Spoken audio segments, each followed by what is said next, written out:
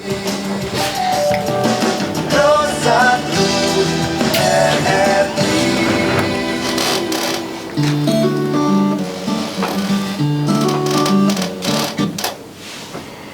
kami pancarluaskan dari Pangrango 34 Bogor, pendengar. Dan hari ini merupakan hari spesial karena Hari Bakti Radio ke-77. Ini adalah peringatan hari berdirinya Radio Republik Indonesia, ya.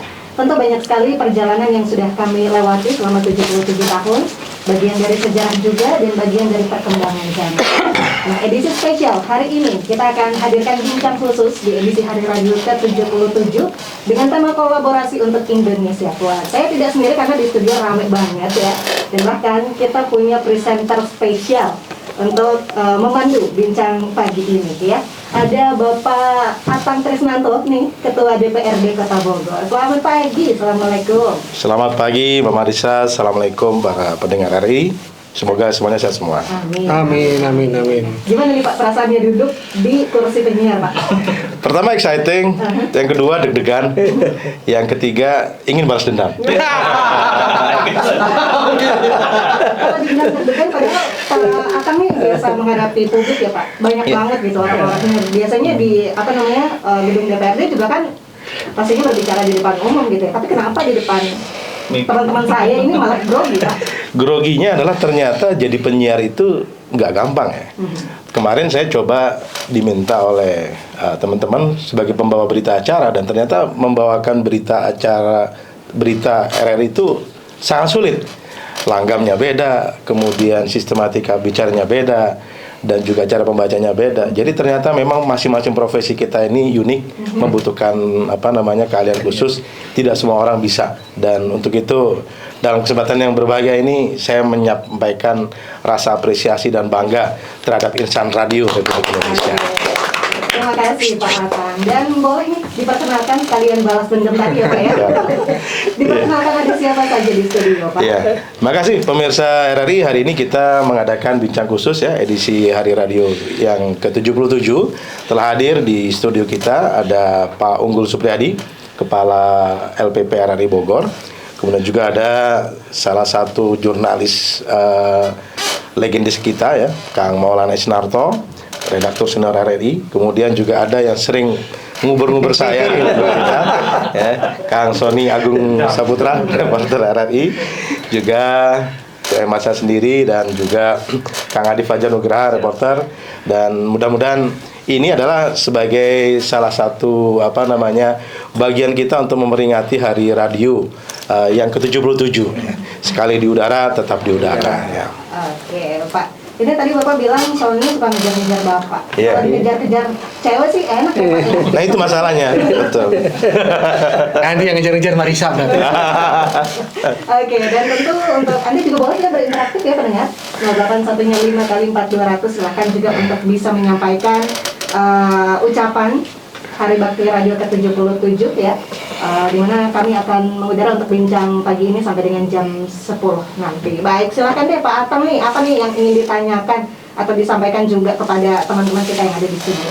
Ya, 77 tahun ini kan masa yang saya kira sangat lama, dan sudah mampu membentuk satu karakter sebuah lembaga penyiaran publik seperti RRI. Nah, pertanyaan saya mungkin saya sampaikan ke Kang Unggul nih sebagai Kepala LPP RRI Bogor. Nah, dengan usia yang ke-77, apakah Pak Unggul sebagai Kepala LPP RRI Bogor punya optimisme bahwa di tahun-tahun yang akan datang RRI ini akan tetap eksis? Iya, terima kasih Pak Atang.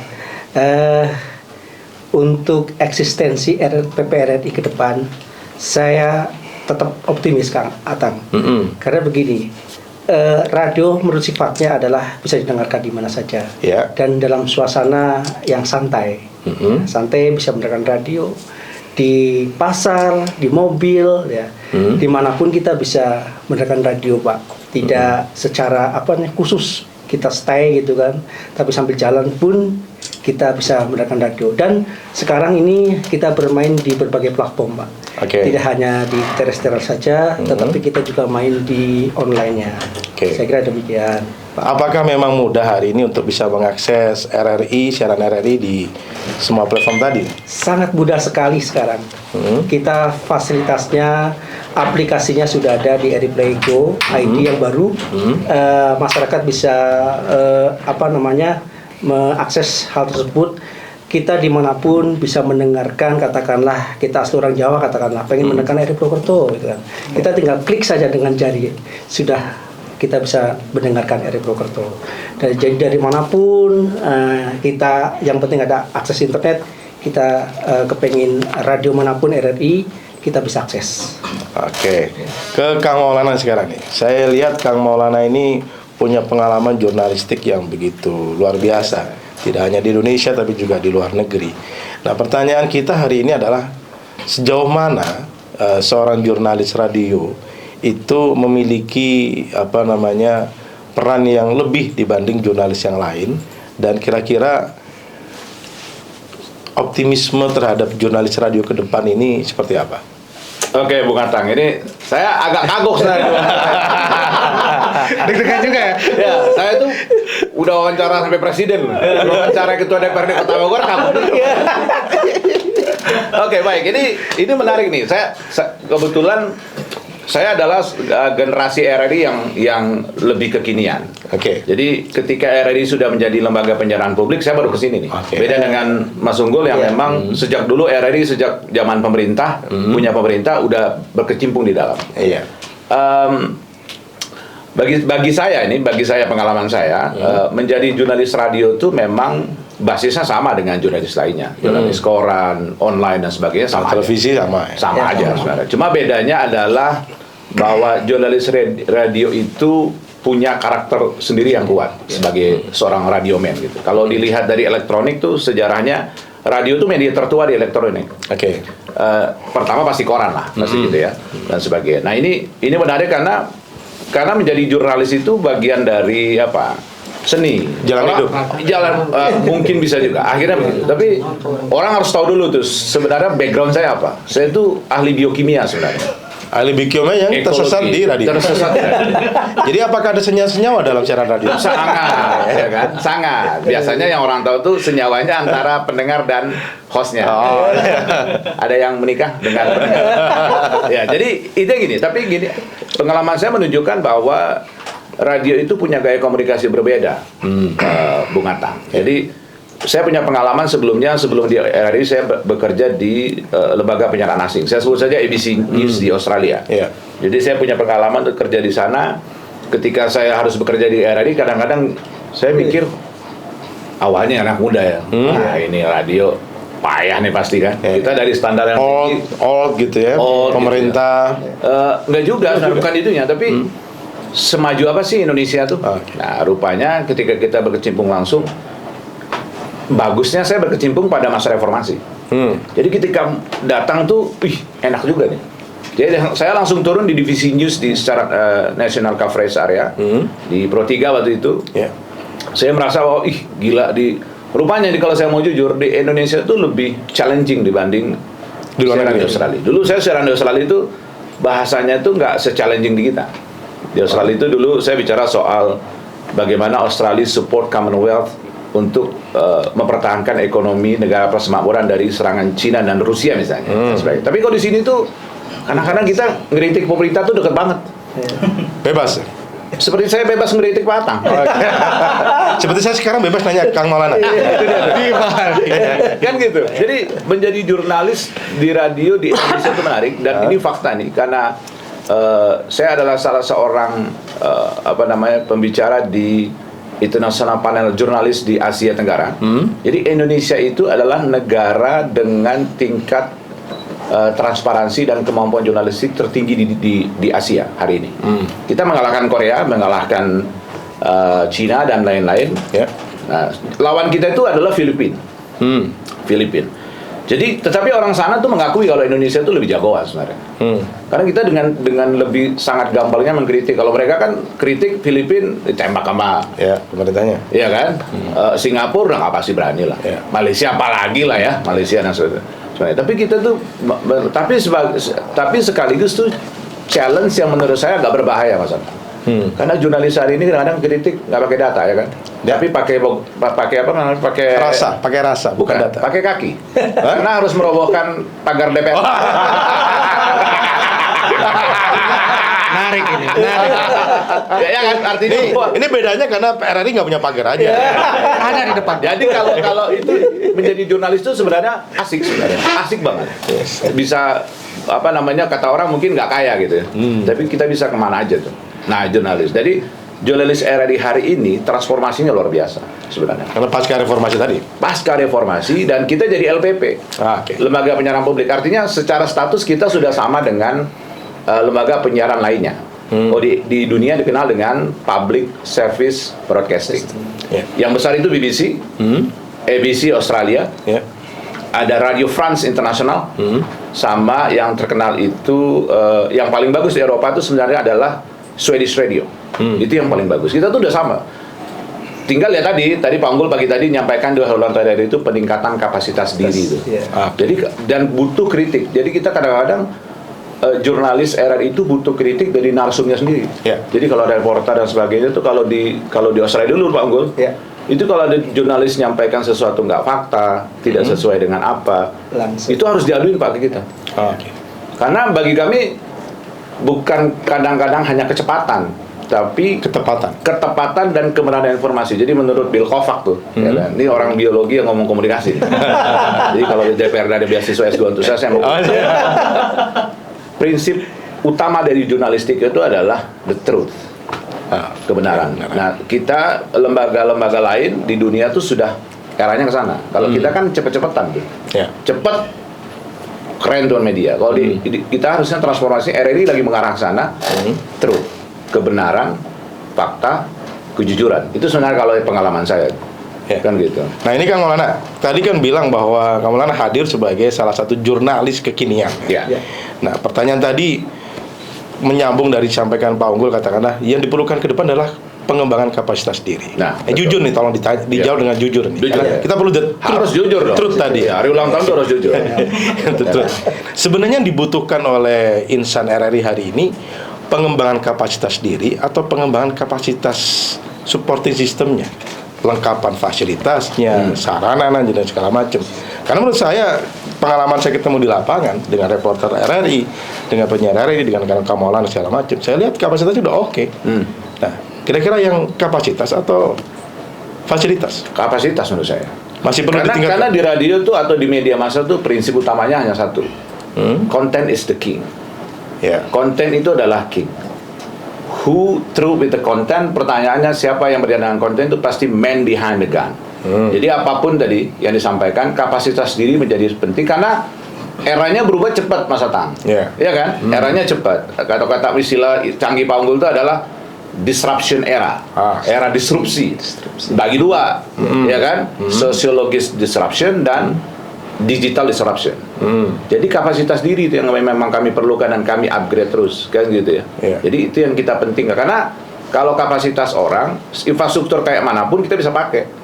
Dunia berubah kayak gimana pun kita bisa pakai. Tapi kalau cuma infrastruktur, ganti teknologi ganti aja. Tapi orangnya tetap gitu-gitu aja. Oke. Makanya ada kesan kerja di mana Pak? RRI. Emang RRI masih ada? Hari ini udah 77 tahun, Bayangin. Mungkin saking tuanya ya. Suka dilupain orang tua tuh. Ini saya jujur. Saya suka yang muda-muda ya, Bang. Karena saya jujur kalau siaran. Saya bohong sama perempuan doang. Jadi kembali ke Pak Unggul nih. Pak Unggul. Iya, Pak Unggul kan sebagai kapten di sini. Iya. Suka staff yang muda apa yang tua? enaknya sih campuran. Oh, jangan. Ya. Ini jangan dimanakan ke yang mana-mana kan. Kalau yang tua kan istilahnya punya pengalaman kan. Betul. Kalau yang muda-muda tadi punya inovasi. Itu bagian keahlian tuh. Iya. Oh, iya. Gelas tuh bagian keahlian. Biar beragam lah. Nah ini saya tanya kepada Sony. Sony ini yang muda apa yang tua nih sebenarnya? Bisa fleksibel, Pak. Kalau lihat dari muka kelihatan tua gitu. Jadi kalau lihat dari Jiwa dari muda. Kalau dari umur masih muda. Nah, Pak kan suka beneran nih. Karena bisa tua dan muda, Bapak.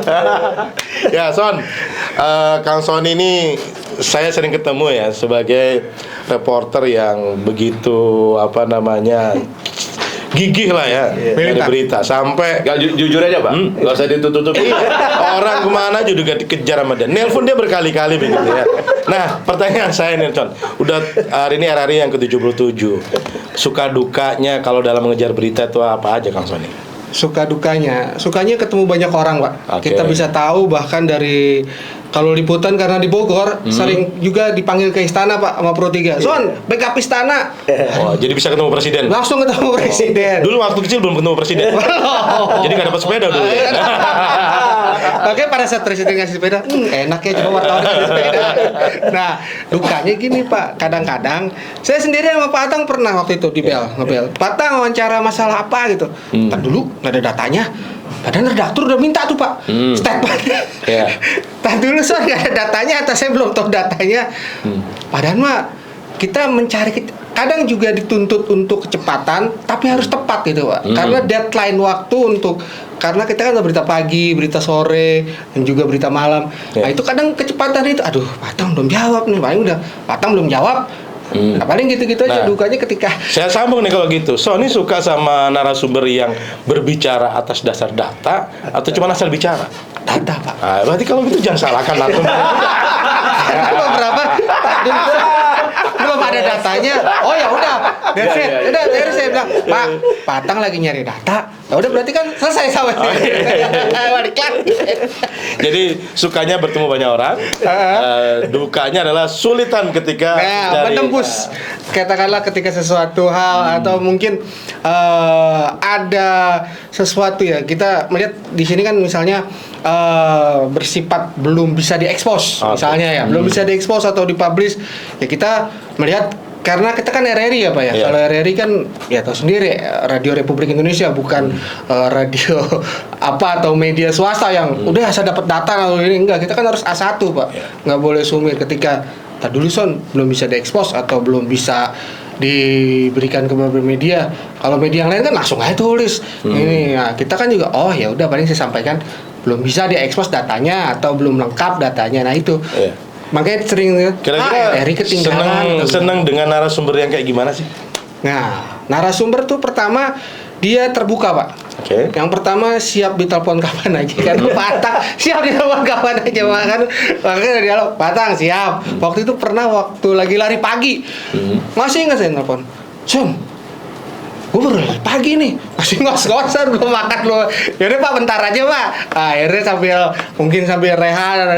Artinya Ini salah satu kelebihan radio juga, Kang Maulana. Gimana? Karena tanpa harus kelihatan gambarnya. Jadi bisa kapan aja. sambil lari pagi. Sebenarnya itu isu besar kami di RRI. Iya. Karena faktanya hari ini mainnya multiplatform. Jadi saya tuh pernah menyampaikan waktu saya jadi tim asistensinya direktur utama, saya menyampaikan kalau reporter itu sifatnya, ini Sony barusan jujur tuh sebenarnya. Telepon berarti nggak liputan dia. Waktu itu dialog. Lagi dialog. Pak Atang lagi lari. Terus nggak apa-apa, ini sudah peringatan. Jadi lagi dialog. Son, saya lagi lari pagi. Ya udah bentar dulu Pak, dialog dulu. Oh ya 5 menit ya, 10 menit. Karena kan dialog kan pagi. Beliau masih lari pagi, masih olahraga pagi. Biar nggak apa-apa, Son. Bisa diterima. Saya perkuat biar nggak ada masalah. Tapi artinya gini, bahwa memang eranya udah berbeda. Mas Atang. Jadi misalnya sejak tahun 2000 berapa ya Bang Mulya? Sejak tahun Pak Rohani itu 2016 berarti ya. Bahwa kita bertransformasi ke digital video konten. Oh, ada videonya? Betul, namanya RRI Net. Makanya kita pakai kamera nih hari ini. Oke. RRI Net itu ada di Telkom, di CTV channel berapa gitu. Channel 132 kalau nggak salah dan sebagainya. Nah, transformasi itu membuat kita akhirnya harus menyesuaikan diri, beradaptasi. Ya kan gitu, misalnya minta live nih, misalnya siapa misalnya Sony disuruh minta tolong dong ini liputan tentang banjir dan sebagainya. Saya minta on location. Karena dalam radio itu ada isinya ROS. Apa tuh artinya? Reporter on spot. Reporter. Jadi karya jurnalis itu banyak, ada ROS, ada voice report dan sebagainya, ada ROS. Reporter on spot, bukan report on spot. Tapi reporter yang berada di spotnya. Kan lucu, soal pendengar kami berada di lokasi banjir tapi berada di Pasar Anyar kan beda. Betul. Iya kan? Ya rata-rata tuh penyakit jurnalis radio begitu.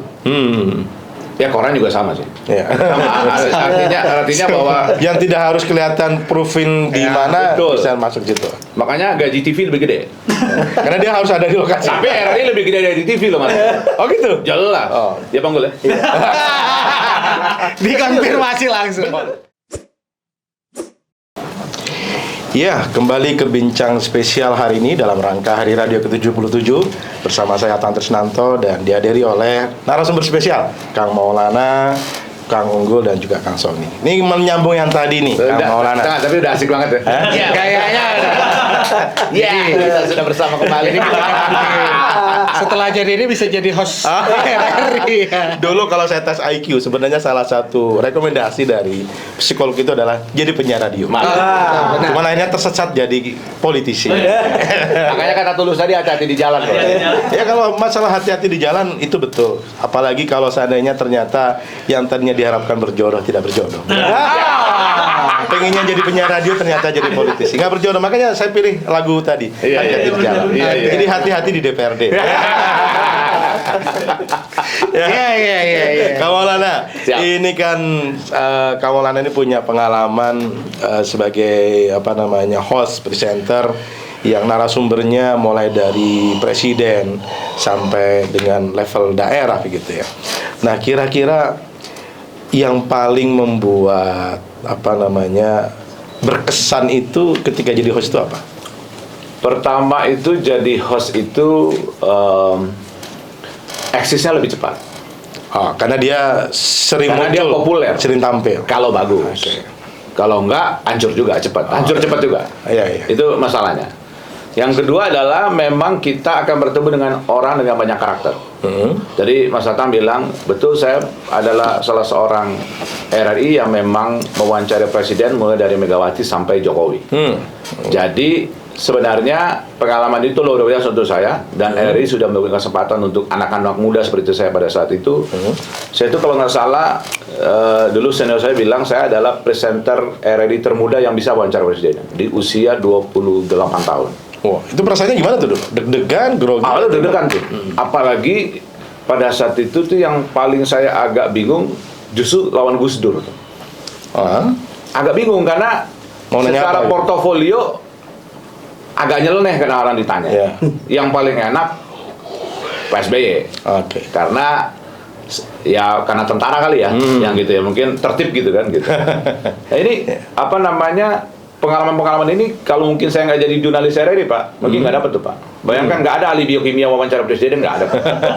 Iya kan? Tapi saya dapat kesempatan itu dan menarik tuh untuk dengan karakter-karakter. Pak Habibie lain lagi tuh. Kalau Pak Habibie kita mau wawancara dia, seminggu sebelumnya kita harus ke rumah dia tiap hari. Itu Dia ngobrol dulu. bahan untuk Nggak tahu entah bahan untuk saya apa untuk bahan dia gitu. Tapi saya selalu diajak ngobrol. Dia akan cerita tentang apapun tentang hidupnya. Ini saya kasih tahu. Kalau Bu Mega seperti ibu lah pada umumnya gitu. Karena Pak kita ditanya tuh, udah makan belum? Ibu tadi masak itu tuh. Iya. Kalau Bu Mega tuh gitu tuh Pak. Carry sebagai ibu ya. Betul. Kalau Gus Dur ya cerita, terus tiba-tiba tidur, kita cerita dia tidur tuh. Ya. Tapi kalaupun ditanya nanti bisa jawab lagi. Jawab, hebatnya Iya. gitu tuh. Itu hebat. Saya tanya, Gus kok bisa nyambung? Aku tuh denger ujungmu aja. Ya, tak sambung aja kalau benar. Kalau enggak ya udah. Itu berarti IQ-nya tinggi. Gitu, benar. Iya. Jadi pernah pada saat itu cerita nih, saya waktu itu sama Wahyu Muryadi Pak. Jadi pada saat itu ditanya wartawan Kompas, Gus, menurut Gus yang bisa jadi presiden itu siapa? Kita mau wawancara sama dia tuh. Teleponnya ditaruh di sini. Terus dia ngobrol sama Heru Lelono. Iya. Ya, lu staf khusus presiden. Ru, siapa yang cocok jadi presiden selain aku? Ya pasti enggak ada, Gus. Sama paling cocok kan? Terus diangkat teleponnya. Nah, itu jawabannya kan. Cerdas. Jadi nggak ada di mulut dia dong. Iya. Itu jawabannya Mas. Ya, mantap ya. Cerdas. Habibie tadi cerita. Pak SBY itu dengan tertib, sebagai tertib sangat, Pak SBY itu sangat tertib. Nah kalau Pak Jokowi lain. Pak Jokowi itu orang yang sangat rakyat menurut saya. Jadi kalau ditanya tuh kalau presiden itu kita udah forum ya, udah enggak. Jadi udah temu, Mas Maulana nanti mau nanya apa? Pak, saya udah kemarin kirim 60-70 pertanyaan. Lali aku gitu. Jadi ketika ditanyakan udah nggak pakai persiapan Beliau itu enggak, tapi itu paling menantang untuk seorang host. Spontanity. Bukan, jawabannya singkat. Saya pernah nanya gini, Pak Presiden, Bapak tiba-tiba kita pulang ke Indonesia, tiba-tiba Bapak perintahkan Direktur PGN untuk kurangi harga gas jual industri. Bagaimana Pak? Jokowi bilang gini, ya kenapa nggak bisa? Mau dia makan nasi, kita makan nasi. Kesel Pak, sebagai host kesel sebenarnya Bang Gul. Tapi mungkin tuh di balik jawaban itu ada misteri jawaban yang Kalau nggak experience susah Mas. Ya. Kan itu pengalaman menarik. Yang kedua adalah pengalaman mewawancari presiden-presiden dunia. Jadi saya beda nggak mereka karakternya dengan presiden Indonesia? beda Pak. Jadi saya kayaknya saya satu-satunya orang RI yang pernah wawancara diberi percaya itu karena punya kemampuan bahasa Inggris. Misalnya Najib Razak. Oke. Malaysia. Pengalamannya beda Bang. Jadi kita kalau wawancara asing itu 5 bulan sebelumnya udah harus kirim pertanyaan Pak. Approving, kirim pertanyaan. Sampai sana, bayangkan saya kirim 25 pertanyaan. Pas saya di kamar, dipanggil di kamar itu di Bali. Saya disuruh cuma nanya pertanyaan Anda 4 aja ya. You have 4 question to ask to Mr. President. Saya bilang, yes. Yes, I am, sir. Sebagai host harus gitu, Pak. Ya. Tapi pada saat dialognya, 25-nya saya tanyain. Karena bagi saya, kesempatan mungkin ngalaman 2 kali. Dan nggak bisa dipotong. Iya kan, pasti mereka nggak mau saya nanya soal TKI. Saya nggak mau nanya soal batas wilayah. Iya. Saya nggak boleh nanya soal apa namanya Property right, property right, yang banyak diklaim gitu. flight information region dan sebagainya. Semua saya tanyain. Dengan awal menanyakan kabarnya Cik Najib tuh orang Indonesia. Iyalah, mak saya orang Makassar lah. Dari situ sebenarnya opening saya untuk bisa tanya orang lain. Nah itu. Yeah. Kalau kemudian pernah wawancara dengan Kevin Rudd, Presiden Australia itu. Beda Pak. Jadi pertanyaan orang asing itu dia maunya detail Pak. Kalau kita ini kan banyak pengamat Yeah. di Indonesia. Tanya apa aja bisa. Kalau di luar negeri, pengalaman saya nggak ada tuh pengamat transportasi, nggak ada Pak. Adanya? Jadi the expertise of train and relation. Oke. Jadi dia khusus kereta api itu misalnya. Jadi kalau kita pengamat hukum semua ngamatin aja Pak. Nggak bisa misalnya hukum perdata pernikahan. Jarang Pak. Jadi kalau saya bisa aja mengklaim diri saya pengamat kereta api. Dulu saya ke di Jakarta. Pak Unggul lebih pengamat. Berapa puluh tahun naik kereta? Sampai sekarang beliau ini luar biasa nih. Rendah hati naik kereta api. Beliau lebih pengamat kan. Itu. Yang ketiga tuh, nah itu kan enaknya tuh populer. Kadang-kadang suka beririsan dengan yang nggak aman tuh. Pernah dipanggil MKD berkali-kali itu. Mahkamah Kehormatan DPR. ya kan? DPR kan. Karena pertanyaannya DPR ya, mengarah mendiskreditkan DPR. Nah, padahal kan kita ada dalam jurnalistik namanya cover both side. Yeah. Malah cover multi side. Tapi tetap aja dipanggil. Yeah. Ya menghadapi yang gitu-gitulah. Tapi bagi saya senang-senang aja karena saya langsung namanya naik dong. Yeah. Ya nggak? Populer dong. Tapi sudah. Berhadapan dengan hukum tuh ngeri-ngeri sedap memang. Yeah. Jadi nggak ada orang nggak takut berhadapan dengan hukum tuh nggak ada. Betul. Karena memang di dunia nggak ada keadilan. Betul. Jadi kita, tapi saya belajar lobby itu di situ. Lobby MKD maksudnya. Kenapa? Saya kan jurnalis nih bos. Ya kan? Jadi kita gini, jangan gitu lagi dong. Jadi kita kan nggak enak. DPR kehormatannya turun dan sebagainya. Oke bos. Tapi nanti selang 2 bulan buat lagi gitu. Karena nggak bisa. Karena tadi di Indonesia tuh begitu. Nah kita kayak gitu. Itu apa pengalaman kita jadi seorang host khususnya di news. Kalau hiburan kayaknya jarang akan beririsan deh. Kayak Barista tuh kan lagu dan sebagainya itu malah dicintai orang. Kalau kita tuh kadang-kadang mungkin dicintai pendengar tapi dimusuh pejabat. Disomasi BTS mungkin. Dimusuhi pejabat juga. Dicintai lama-lama dicintai juga sih. Ada beberapa kasus besar yang saya memang insight seperti kasus Century. Kemudian Susno Duaji. Itu pengalaman banyak loh Pak Tang. Jadi membuat saya secara mental lebih kuat, kemudian secara berpikir lebih analitik dan sebagainya. Nah, itu bagus untuk peningkatan kapasitas RI yang sejak lama diklaim atau distigmakan sebagai radio milik pemerintah ketika harus beralih ke lembaga penyiaran publik. Itu sebenarnya itu pentingnya di situ. Nah ini kan yang namanya seorang jurnalis ya. Itu bagaimana caranya bisa mengoptimalkan dapat informasi, dapat konfirmasi, dapat data dan segala macam. Nah ini misalkan kalau dalam diskusi dialog RRI dan lain sebagainya menghadapi narasumber yang susah bicara, nggak banyak ngomong atau mungkin 1-2 kata, ini gimana tuh cara untuk memancingnya? kata dulu di Australia saya diajarin 2 hal. Jadi seorang jurnalis harus menguasai ilmu intelijen. Intelijen untuk menguasai dunia bagi intelijen cuma 2. Satu, ilmu pengetahuan dan informasi. Yang kedua, jaringan. Oke. Jadi saya menggunakan 2 itu. Kalau dia susah ditanya, saya akan cari lawan bicara yang buat dia akan bicara. Wah. Misalnya waktu itu Ibu Menteri Susi Pujastuti, artinya meninggal Menteri Kesehatan, waktu itu meninggal Menteri Kesehatan kalau nggak salah. Bu Susi ketawa-ketawa loh. Saya wawancara orang mau mati, dia ketawa-ketawa, mungkin karakter dia. Akhirnya saya undang Ibu Retno Marsudi waktu itu. Ya. Dia saya suruh nyanyi doang. Dia suruh nyanyi? Rupanya lagu itu lagu mereka bertiga kalau lagi istirahat di istana. Akhirnya nangis Pak. Jadi kadang-kadang nggak perlu ngomong. Iya. Yang kedua, jaringan tuh di mana-mana kan. Kita akan cari konfirmasi. Apa susah kasus-kasus seperti saya pernah wawancara Hamka Yamdu, kasus narapidana korupsi, langsung dari dalam penjara, di penjara KPK.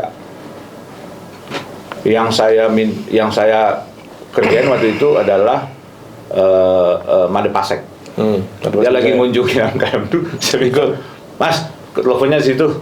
Poin siapa? Oh, berontok. Padahal saya lagi on air. Itu cara-cara begitu cara. Kemudian kasus Bali, Gayus Tambunan. Waktu itu Gayus nonton tenis Commonwealth. Saya datang, orang Kompas bilang, itu Gayus bro katanya. Gimana caranya? Sama Abu Rizal Bakri masalahnya kan. Saya minta orang Kompas print, terus saya tanya, Mas kok mirip ya? Itu nggak bisa ngelak. Jadi saya tanya, Anda Gayus Tambunan pasti bohong. Enggak, saya bukan. Tapi kok mirip ya Mas?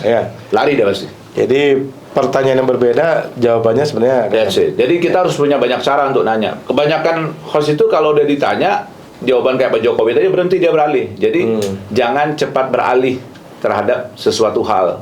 Bagi jurnalis itu begitu. Dia harus agak kuris, agak itu. Jadi misalnya bisa bersayap dulu ya pertanyaannya. Boleh. Seperti DPR lah, bersayap dulu Pak.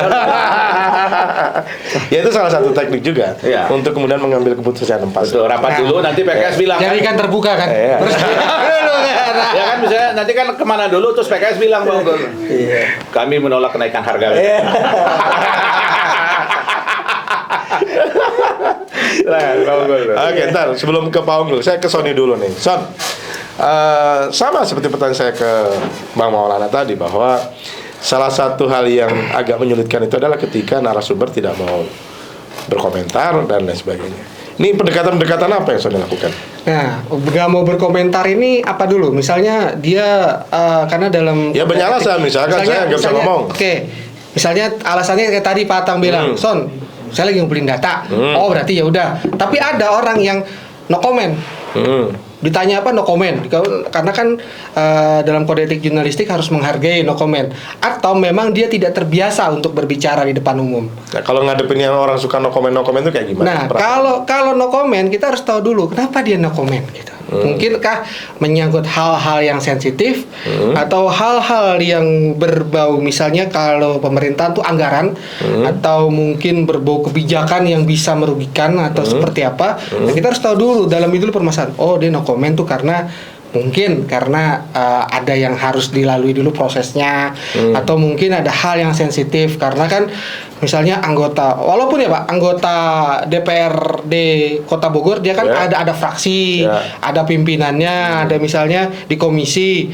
Ulah kurang dah, iya ketua komisi atau ada juga dari kepala dinas. Kepala dinas. Pak Wali misalkan. Pak Wali. Tapi kebanyakan wartawan itu langsung ke Pak Wali Pak semuanya numpuk pertanyaan tuh. Nah, saya bilang gini, jangan ke Pak Wali dulu. Habis sesuatu ke Pak Wali.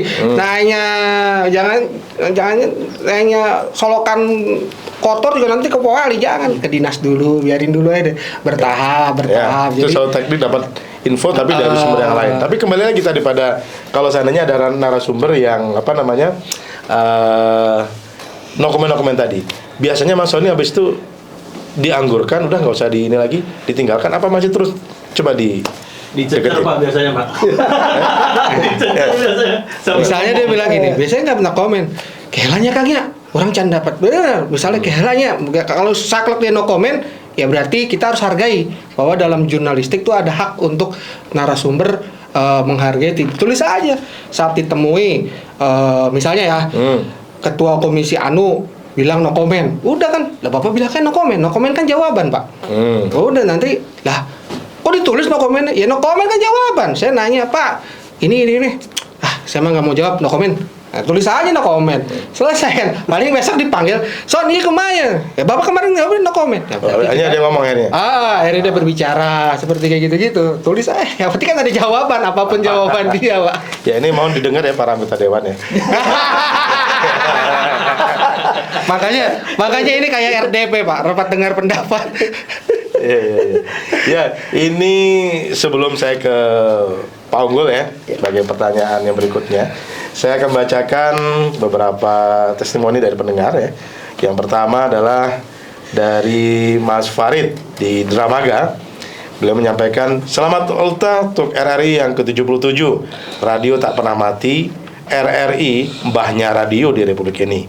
Teruslah berinovasi agar tak ditinggal pendengarnya. Selamat. Semoga tetap jaya di udara." Ini dan insilah mbahnya radio ini keren sekali. Mas Farid. Ya, bagi Anda semua para pemirsa dan Tua para banget pendengar ya. RRI Pro 1 Bogor, silakan bisa menyampaikan WA-nya secara interaktif ke nomor 0811 1114 2000 atau juga bisa langsung telepon ngobrol-ngobrol langsung dengan para narasumber kita yang hari ini berlaku spesial. Ini trik radio nih Mas Di Anta. nomor telepon 0251 831 24. Ini trik radio nih, baca nomor WA aja ada detiknya nih. Gimana triknya? 08 daripada 111 kan kita harus hemat kata tuh. 08 satunya 5 kali 4200. Itu salah satu trik dari presenter. Iya dong. Itulah tadi saya bilang memang susah untuk menjadi presenter sama bawa berita. Gak biasa kita. Ya, sekali lagi saya ulang lagi ya. Buat para pendengar RRI Pro 1 Bogor yang ingin menyampaikan pesan atau secara interaktif bisa meningkat WA-nya kepada nomor berikut 08 satunya 6 kali 5 kali. 5 kali. Kemudian 4200 atau bisa juga langsung telepon ke 0251 831 2450. Mantap. Nah, ini ke Pak Unggul nih, Pak. Hari ini era digital begitu luar biasa. Ya. Dan mungkin anak muda hari ini lebih suka yang ringan-ringan saja. Ya. Tidak hal yang berat-berat. Betul. Nah, kira-kira kebijakan LPP ke depan ini seperti apa? Apakah tetap menguatkan dalam konteks penyiaran berita dan lain sebagainya atau lebih kepada hiburan, lifestyle dan segala macam? Ya. Gimana? Ya, Kang Atang, karena memang kebijakannya itu porsinya ada ya antara hiburan, informasi, pendidikan ya, itu udah terstate ya. Jadi kita ikuti untuk pola yang ada, ya pola yang ada. Tapi yang saya pikir Pak Kang Atang, saat ini kita sedang menghadapi perang yang luar biasa. Perang menghadapi di medsos itu hoax. Jadi RRI harus ambil perannya sebagai media verifikator.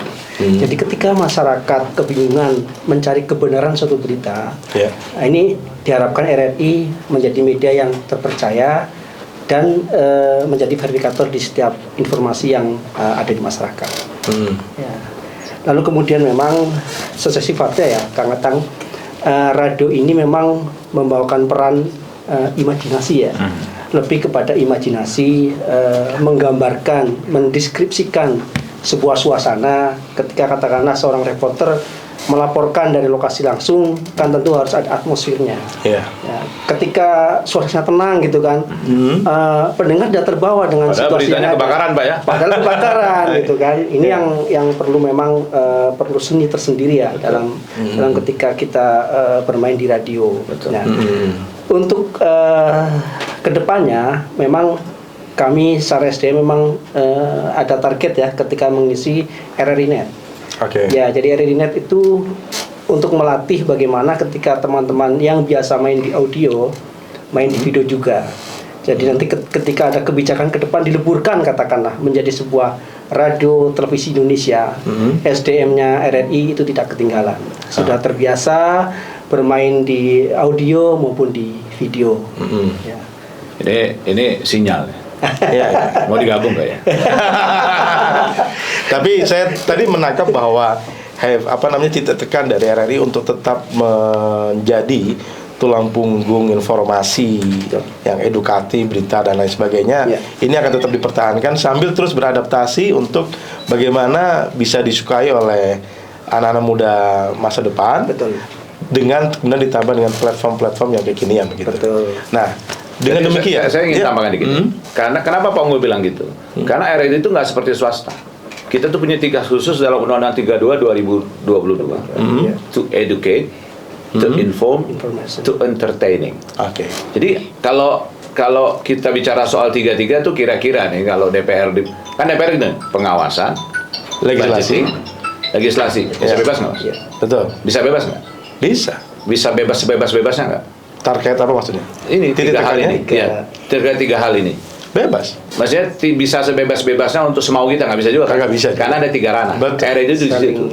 Educate, inform, entertaining. Jadi mau nggak mau kita banyak punya program tuh. Kalau Pak Pul ditanya, enakan satu program aja. Anggarannya hemat ya Pak. Iya. Bisa untuk pegawai. Iya. Apa kita hemat aja Pak?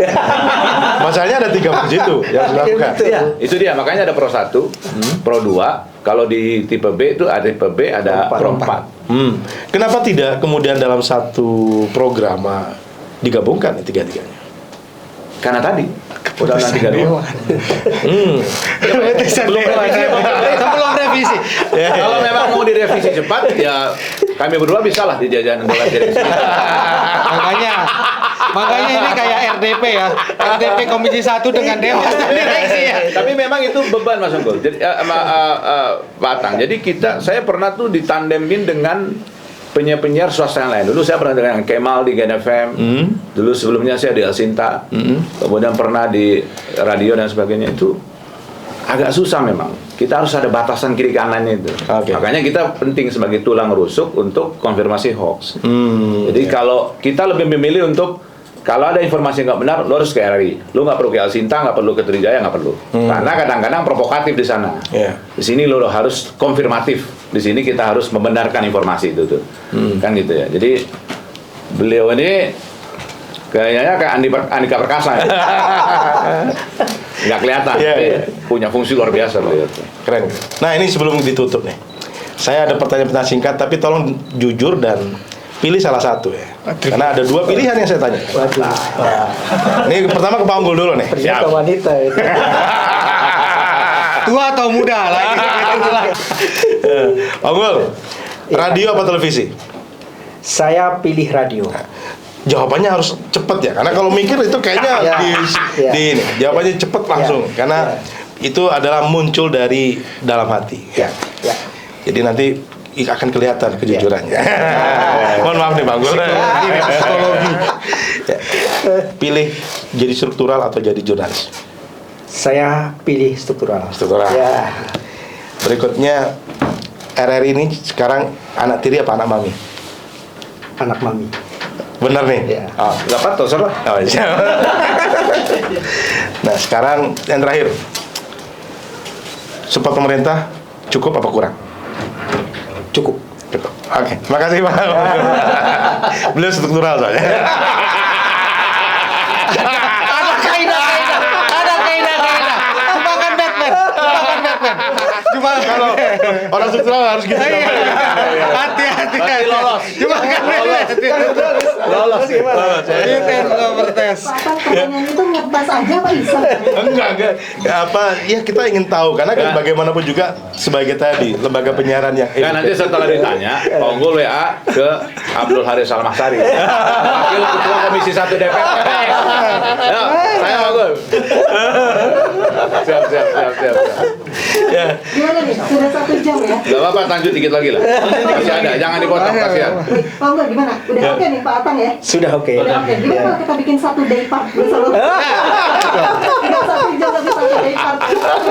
Tadi Ketua DPRD menyapa Tadi ya. kan Pak Atang bilang, Pak Atang bilang kejadulan. Saya kalau siarannya begini, saya optimis kalau ini bisa siaran di Pro 2 juga. Iya. Ya nggak Pak? Gimana? Siap. Cocok kan? Jadi Boleh. penyiar. Boleh. Tapi ya itu honornya. Saya khawatir nanti kalau kayak jadi penyiar lupa jadi anggota dewan. Ya kalau Pak Atang mau setengah-setengah sama saya mimpin DPR juga. Mumpung posturnya mirip-mirip lah ya. Iya, makanya. Jadi itu saya kira penting juga itu biar Stuntman. saya nggak terlalu apa namanya nggak terlalu stres ya. Betul. Ya. Ini sekarang ke Kamu Maulana. Oke. Ya. agak susah nih ke Kang Maulana ini, karena saya kira tadi sebagian sudah dijawab oleh Pak Unggul. Oke. Kang Maulana, kalau antara dua pilihan, mau jadi reporter atau jadi presenter? Presenter. Jadi presenter atau jadi direktur? Direktur. Jadi insan radio atau jadi politisi? Politisi. Jadi kepala LPP RRI atau Menkominfo? Menkominfo. Nah, ini jujur ini. Keren. Mau satu atau dua? 1. 3 atau 4? 1. Itu bukan pilihan. Sebenarnya saya mau tanya, 1 atau 2 itu hanya satu profesi atau dua profesi? 3 atau 4 itu? Nah, kalau udah jawab bisa apa aja. Oh, iya. Well, hati saya. Soalnya yang nanya politisi. Ya, mungkin karena waktu juga Cukup, sudah betul, cukup. Saya nanti kalau sama Sony di luar aja ya. Saya kira kalau Sony perlu dites lagi kejujurannya. Sebelum kita tutup, mungkin penutup lah dari Pak Unggul, kira-kira harapan ke depan untuk RRI. Ya, hari ini genap 77 tahun Radio Republik Indonesia. Tentu kita harus tetap berbenah. Kira-kira masyarakat ini perlu apa? Ya. Manfaat apa yang perlu kita sampaikan kepada masyarakat? Jangan sampai program-program yang kita buat gak ada manfaatnya. Ya, Jadi betul. ya kita harus bercermin diri lah, bercermin diri agar tentu buat kemajuan RRI ke depannya. Saya kira demikian Kang Atang. Ya. Terima kasih Pak Unggul. Kang Maulana, harapan Kang Maulana sebagai insan RRI, apa yang diharapkan dari pemerintah untuk RRI? Pemerintah itu harus punya frekuensi yang sama dengan RRI sebagai lembaga penyiaran publik. Jadi kalau ada trias politika, DPR, eksekutif, legislatif, dan yudikatif, harusnya RRI masuk satu di antaranya, karena dia akan menjadi watchdog untuk ketiganya. Jadi pemerintah harus support kita penuh sebenarnya. Soal bentuknya mau jadi apa tuh terserah. Tapi hari ini nama kita sebagai public service radio, ya public itu ya state is country is government. So government support fully kita yang representasi dari public. Bagi saya pemerintah bersama RRI itu pasti bisa melakukan sesuatu yang besar lah. Kita udah belajar dari Inggris, BBC-nya membuat Inggris sangat besar, Radio France Nasional bikin Prancisnya gede banget. Terus ABC bikin Australia terkenal, RRI pasti dikasih yang sama, so nggak ada alasan nggak dukung kita sebenarnya. Ya, apalagi menjelang 100 tahun kemerdekaan. Kirain menjelang 2024, bukan? 2024 adalah batu bata menyudut 100 tahun. Doakan nanti saya jadi presiden RRI Pak. Yang dekat aja lah. Ya, jadi saya dengar lah. Pesannya kamu lalu dengar lagi. Kalau Sony, 77 tahun RRI, Anda sebagai keluarga besar RRI, yang diharapkan dukungan RRI terhadap para pegawainya, para keluarga besarnya apa?